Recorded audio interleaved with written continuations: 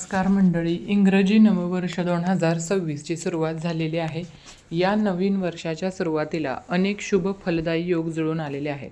कोणत्याही कार्याची सुरुवात प्रथमेश गणपती बाप्पांचं स्मरण करून आणि त्यांच्या पूजनानं केली जाते. जे कार्य हाती घेतलेले आहे ते निर्विघ्नपणे पार पडावं, अडथळे, संकटे, समस्या, अडचणी दूर होऊन कार्यसिद्धी यशस्वी व्हावं यासाठी गणपतीचं आवाहन केलं जातं. गणपती उपासनामध्ये चतुर्थी तिथीला सर्वाधिक महत्त्व आहे. 2026मधील पहिल्याच संकष्टी चतुर्थीला अंगारक योग जुळून आलेला आहे. संकष्टी चतुर्थी अंगारक योग येणे अतिशय शुभ मानले जाते. गणपती बुद्धीची देवता आहे. गणपती ही वैश्विक देवता आहे. आबालवृद्धांचे आराध्य, सर्वांना आपलेसे वाटणारं हे दैवत पराक्रमी असले तरी कोपिष्ट नाही, तेजस्वी असले तरी तापहीन असे हे दैवत.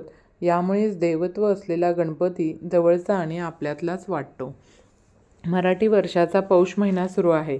मंगळवार 6 जानेवारी 2026 रोजी संकष्टी चतुर्थी आहे. पौष महिन्यातील संकष्टी चतुर्थी अंगारक योग जुळून आलेला आहे. गणेश व्रतांमध्ये संकष्ट चतुर्थीचे व्रत सर्वोच्च आणि सर्वश्रेष्ठ मानले जाते. अंगारकी संकष्टी चतुर्थी हा योग वारंवार येत नाही. मंगळवारी चतुर्थी आली की अंगारक योग जुळून येतो. हे व्रत आचरल्यामुळे विघ्नहर्ता बाप्पा लवकर शुभ फल देतो अशी मान्यता आहे.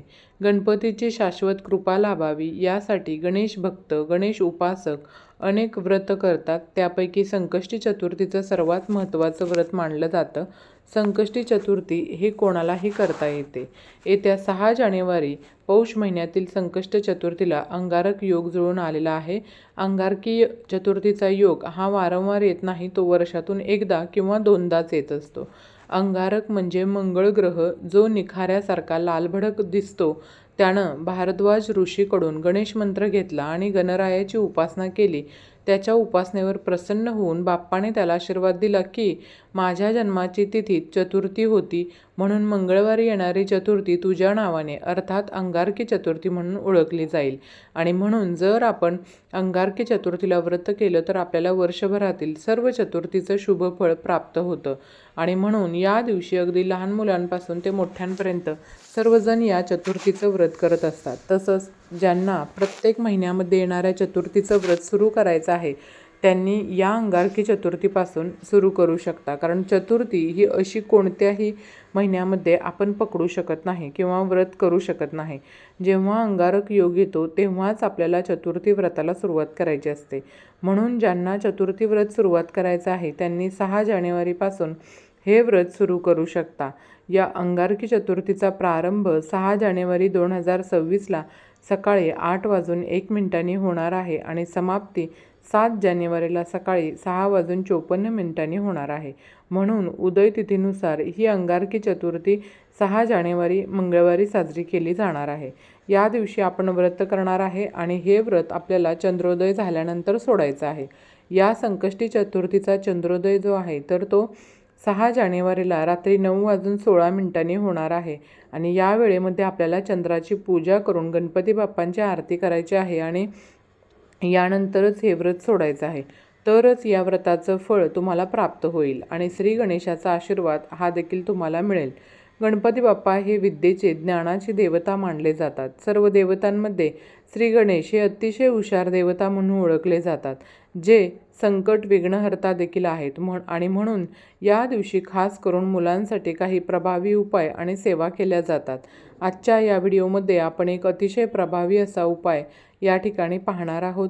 बघा, मंगळवारी अंगारकी चतुर्थीला प्रत्येक आईने आपल्या मुलांसाठी हिरव्या मुगाचा अतिशय प्रभावी असा उपाय एक मी जो सांगणार आहे तो उपाय तुम्हाला करायचा आहे. ज्यामुळं तुमच्या मुलांच्या अभ्यासात, नोकरीत प्रगती होईल. मुलांच्या जीवनातील सर्व दुःख, संकट, अडचणी, बाधा ज्या काही आहेत तर त्या बाप्पाच्या कृपेने नष्ट होतील आणि मुलांची प्रत्येक इच्छा ही पूर्ण होईल. तर हा उपाय कसा करायचा आहे, कोणत्या वेळेत करायचा आहे, अशी संपूर्ण माहिती आपण आजच्या या व्हिडिओमध्ये आज जाणून घेणार आहोत. तर त्यामुळे तुम्ही हा व्हिडिओ शेवटपर्यंत नक्की पहा आणि चॅनलवरती नवीन असाल तर चॅनलला सबस्क्राईब करा आणि व्हिडिओला एक लाईक करून कमेंटमध्ये भगवान श्री गणेशाची कृपा प्राप्त करून घेण्यासाठी जय श्री गणेशा असं नक्की लिहा. चला तर मग वेळ न घालवता आपल्या व्हिडिओला सुरुवात करूया. तर हा उपाय तुम्ही अगदी लहान मुलांपासून ते मोठ्यांपर्यंत सर्वांसाठी करू शकता. मुलं आणि मुली या दोघांसाठी हा उपाय करू शकता. हा उपाय आपल्याला अंगारकी चतुर्थीला म्हणजे मंगळवारी 6 जानेवारीला संध्याकाळी करायचा आहे. संध्याकाळी तुम्ही मुलांना झोपण्याअगोदर हा उपाय जो आहे तर तो करायचा आहे. आपल्या मुलांवरील सर्व संकट दूर व्हावीत, नजरदोष दूर व्हावा, तसंच मुलांच्या जीवनामध्ये येणाऱ्या अडचणी, अडथळे नष्ट व्हावेत यासाठी आपल्याला हा उपाय करायचा आहे. तुमच्या मुलांचं जर अभ्यास करत नसतील किंवा अभ्यासामध्ये लक्ष लागत नसेल, मुलं खूप किरकिर करत असतील, हट्टीपणा करत असतील, अभ्यासामध्ये त्यांची प्रगती होत नाही, मनासारखी नोकरी मिळत नाही, तुमची मुलं ही वाईट व्यसनांना लागलेली असतील, तुमच्या मुलांचं मन हे अभ्यासात लागत नसेल किंवा मूल अभ्यास करत आहेत परंतु त्यांच्या ते लक्षात राहत नसेल, त्यांना काही आठवत नसेल, मुलांचा आत्मविश्वास जो आहे तो कुठेतरी कमी असेल, तर त्यांनी सर्वांनी हा उपाय जो आहे तर तो अंगारकी चतुर्थीला करायचा आहे. कारण अंगारकी चतुर्थीच्या दिवशी साक्षात श्री गणेश आपल्या सर्व भक्तांना आशीर्वाद देण्यासाठी पृथ्वीवर येत असतात. त्यामुळं पृथ्वीवरती जे गणेश तत्व आहे तर ते 1000 पटीनं कार्यरत असतं आणि ज्योतिषशास्त्रानुसार या दिवशी आपण जे काही उपाय किंवा सेवा करतो त्याचा आपल्याला निश्चितच फळ प्राप्त होतं आणि म्हणून या दिवशी मुलांसाठी हा छोटासा उपाय आपल्याला करायचा आहे. हा उपाय करण्यासाठी तुम्हाला चतुर्थीच्या दिवशी सकाळी लवकर उठायचं आहे, स्वच्छ स्नान करायचं आहे. गणपती बाप्पांची मूर्ती ही प्रत्येकाच्या देवघरामध्ये असते, म्हणून मूर्ती असेल तर मूर्तीवरती छान दुधाने किंवा पंचामृताने किंवा मग फक्त शुद्ध पाण्याने तुम्ही अभिषेक करायचा आहे. फोटो असेल तर तो फक्त स्वच्छ पुसून काढा. गणपती बाप्पांना हळद, कुंकू, अक्षदा, चंदन, लाल फूल अर्पण करायचं आहे. गुळ खोबऱ्याचा नैवेद्य अर्पण करायचा आहे. गणपती बाप्पांची आरती करायची आहे आणि त्यानंतर संध्याकाळी तुम्हाला हा जो उपाय आहे तो करायचा आहे. जेव्हा आपण श्री गणेशाची विधिवत पूजा करतो आणि यानंतर हा उपाय करतो तेव्हा श्री गणेश हे प्रसन्न झालेले असतात आणि आपल्या उपायांचा आपल्याला शीघ्र फळ हे देत असतात. आता उपाय जो आहे तर तो काय, उपाय करण्यासाठी तुम्हाला बघा एक हिरव्या रंगाचं कापड घ्यायचं आहे. हे कापड घेताना तुम्ही कॉटनचं असेल तर ठीक. यानंतर तुम्हाला हिरवे अख्खे मूग जे आहेत तर ते सुद्धा लागणार आहेत. मुगाची डाळ तुम्हाला घ्यायची नाही, अख्खे हिरवे मूगच तुम्हाला घ्यायचे आहेत. ते मूग घेताना तुटलेले, फुटलेले नसावे किंवा किडलेले, खराब झालेले नसावेत, अखंड असावेत. तुम्हाला मूग असे घ्यायचे आहेत. आता तुम्हाला जर 2 मुलं असतील तर मग तुम्हाला 2 हिरवे कापड जे आहेत तर ते लागणार आहेत. जास्त मोठं नाही, अगदी आपल्या तळहाता एवढं तुम्हाला हे जे हिरवं कापड आहे ते घ्यायचं आहे. जेवढी मुलं आहेत तेवढं तुम्हाला हिरव्या रंगाचे कापड घ्यायचे आहेत. यानंतर आपल्याला 108 हिरव्या मुगाचे दाणे घ्यायचे आहेत. प्रत्येक मुलासाठी तुम्हाला वेगवेगळे असे 108 हिरवे मुगाचे दाणे घ्यायचे. 2 मुलं असतील तर 108 108 असे तुम्हाला वेगळे वेगळे हिरवे मूग जे आहेत ते घ्यायचे आहेत. यानंतर सर्वप्रथम उपाय करायला सुरुवात करण्यापूर्वी गणपती बाप्पांसमोर दिवा लावायचा, अगरबत्ती लावायची, बाप्पांना हळदी, कुंकू, अक्षदा, चंदन लावायचं आहे आणि यानंतर हा उपाय तुम्हाला करायचा आहे. तर बघा आता उपायाला बसताना आपल्याला आसन घ्यायचं आहे. आसनावरती बसायचं आहे. हिरव्या रंगाचं जे कापड असणार आहे तर ते गणपती बाप्पांसमोर तुम्हाला अंतरायचं आहे किंवा म्हणजे ठेवायचं आहे. 108 हिरवे मूग तुम्हाला एका वाटीमध्ये घ्यायचे आहेत. यानंतर एक मूग तुम्हाला घ्यायचा आहे. ओम गंग गणपते नमः असं म्हणायचं आहे आणि त्या कपड्यावरती ठेवायचं आहे. बघा असं तुम्हाला 108 वेळा हा मंत्र म्हणायचा आहे आणि एक एक हिरवा मूग जो आहे तर तो तुम्हाला त्या कपड्यावरती ठेवायचा आहे आणि यानंतर त्या कपड्याला तुम्हाला गाठ मारून त्याची एक पोटली तयार करायची आहे आणि यानंतर गणपती बाप्पांसमोर आपल्याला ही पोटली ठेवून द्यायची आहे. मुलांचं नाव घेऊन त्यांच्या मागची इडापिडा निघून जावो, त्यांची प्रगती हो, त्यांच्यावरती सर्व संकट अडचणी दूर होत अशी तुम्हाला गणपती बाप्पांना प्रार्थना करायची आहे आणि एक 5 मिनटं ही पोटली तुम्हाला बाप्पासमोर ठेवायची आहे आणि यानंतर ही पोटली गणपती बाप्पांसमोर उचलून तुम्हाला तुमच्या मुलांच्या रात्री झोपताना उशीखाली ठेवायचे आहे. आता जर मुलं शिक्षणासाठी काही नोकरीनिमित्त बाहेरगावी राहत असतील तर त्यांच्यासाठी हा उपाय तुम्हाला करायचा असेल तर मुलांची घरामध्ये जी काही वस्तू असेल म्हणजे जसं की पुस्तक असेल, कपडे असतील तर तिथं तुम्हाला ही जी पोटली आहे तर ती ठेवून द्यायची आहे.